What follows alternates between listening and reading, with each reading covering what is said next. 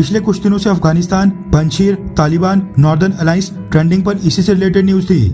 हालांकि आज भी न्यूज में मेन टॉपिक यही छाया हुआ है और तालिबान ने जो पंजशीर को टेक ओवर किया है उसी पर चर्चा हो रही है, जबकि सभी लोग अहमद मसूद और वाइस प्रेसिडेंट अमरुल्लाह सालेह की तरफ से किसी स्टेटमेंट का इंतजार कर रहे हैं। कंफर्म तौर पर कुछ भी नहीं कहा जा सकता है क्योंकि पंजशीर से सारी अनकंफर्म्ड रिपोर्ट्स निकल कर आ रही हैं, जिन पर अभी से वीडियो बनाकर मिस इन्फॉर्मेशन फैलाना गलत होगा। कल या परसों तक सारी पिक्चर अच्छे से क्लियर हो जाएगी। लेकिन इसी बीच म्यांमार से रिलेटेड एक बहुत ही बड़ी अपडेट स्किप हो गई थी, लेकिन अब क्योंकि ये छोटी मोटी अपडेट नहीं है इसलिए इसके बारे में आपको बताना बहुत ही ज्यादा जरूरी है। सबसे पहले तो आपको बता दूं कि जुलाई के महीने में ह्यूमन राइट्स वॉच ने जानकारी दी थी कि करीब 16,000 म्यांमार नेशनल्स बॉर्डर क्रॉस करके मणिपुर, नागालैंड, मिजोरम और अरुणाचल प्रदेश में शरण लेने आए हैं। हालांकि भारतीय सरकार ने आधिकारिक तौर पर कभी भी नहीं कबूला है कि भारतीय सीमा में 15 से 16,000 म्यांमार नागरिक घुस गए हैं। वो तो खैर भारतीय सरकार कभी मानेगी नहीं, लेकिन अब जो म्यांमार के नागरिक भारत में आ गए हैं इनके लिए भारत की तरफ से एक बड़ी घोषणा हो गई है और घोषणा की है मिजोरम सरकार ने।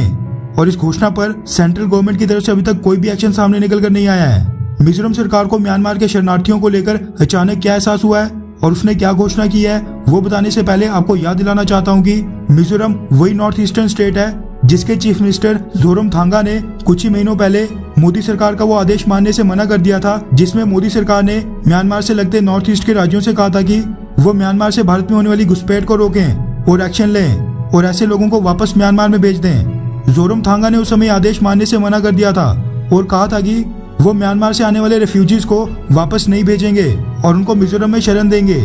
चीफ मिनिस्टर जोरमथांगा ने ये चीज इन्फॉर्म करने के लिए पीएम नरेंद्र मोदी को एक लेटर भी लिखा था, जिसमें उन्होंने कहा था कि म्यांमार के लोग और मिजोरम के लोगों के बीच कई सालों पुराने एंसेस्ट्री एंड एथनिक यानी जातीय संबंध है, इसलिए वो म्यांमार के लोगों से आंखें नहीं फेर सकते हैं। उसके बाद उन्होंने म्यांमार से आए रेफ्यूजीज के लिए फंड भी एलोकेट किया था। फंड एलोकेशन और शरण देने तक तो चलो ठीक था। अब मिजोरम सरकार ने राज्य के सारे डिस्ट्रिक्ट एजुकेशनल ऑफिसर्स और सब डिविजनल ऑफिसर्स को आदेश दे दिए हैं कि वो म्यांमार से आए रिफ्यूजीज के बच्चों को स्कूल्स में एडमिशन देने के लिए प्रॉपर एक्शन लें। यानी अब जो म्यांमार के रिफ्यूजीज मिजोरम में शरण लेने आए थे उनके बच्चों को मिजोरम के स्कूल में फ्री में एडमिशन मिलेगी। मिजोरम सरकार के शिक्षा मंत्री लालचंद राखले ने इस पर स्टेटमेंट दी है कि जो भारत सरकार का right of children to free and compulsory education RTE act 2009 है, जो कि 6 से 16 साल के बच्चों को फ्री एजुकेशन यानी मुफ्त शिक्षा का अधिकार देता है, हमने ये आदेश उसी के आधार पर दिया है।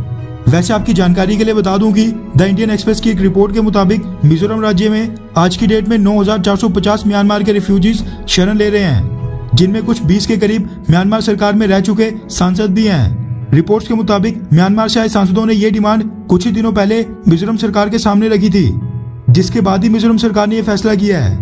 साथ में कुछ रिपोर्ट्स ये भी सामने निकल कर आ रही हैं कि म्यांमार रिफ्यूजीज के 400 बच्चों ने मिजोरम के स्कूल्स में एडमिशन ले भी ली है।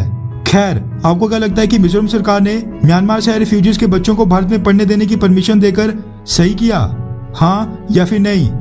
नीचे कमेंट करके अपनी राय जरूर बताएं।